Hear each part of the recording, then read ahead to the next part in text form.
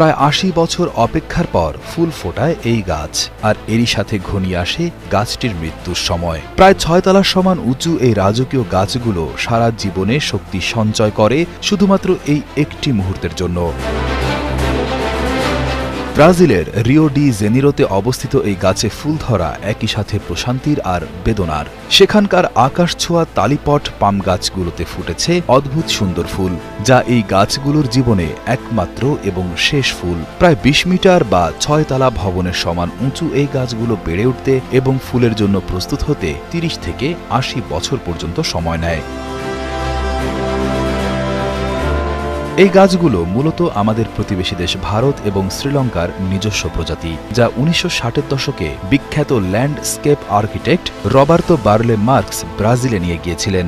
Rio de জেনিরোর botanical গার্ডেনে বর্তমানে ৩টি এমন বিশাল গাছ রয়েছে, যার মধ্যে ২টি এখন ফুলে ফুলে ভরে গেছে। অপর গাছটি মাত্র ১ বছর আগে লাগানো হয়েছে, তাই সেটিতে ফুল ধরা দেখতে হলে মানুষকে অপেক্ষা করতে হবে আরও কয়েক যুগ।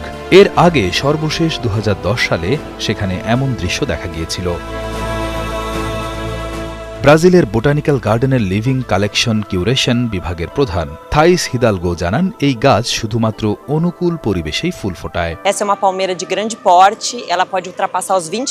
এটি একটি বড় ধরনের খেজুর গাছ।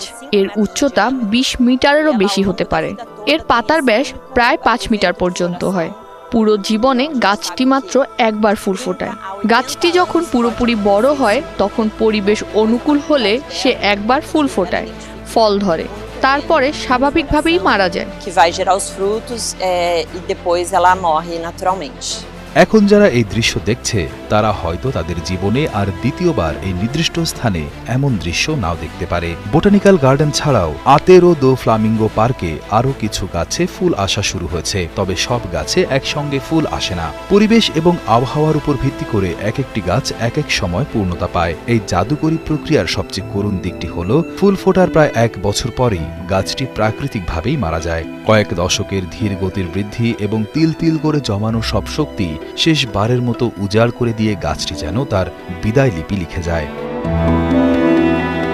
বোটানিক্যাল গার্ডেনে ফুল ঝরে যাওয়ার পর গাছগুলোকে গোড়া থেকে কেটে ফেলা হয়, যাতে সেখান থেকে পড়া বীজ থেকে নতুন চারা জন্ম নিতে পারে। এভাবেই একটি প্রজন্মের সমাপ্তি ঘটে এবং ভবিষ্যতের জন্য নতুন প্রাণের সঞ্চার হয়।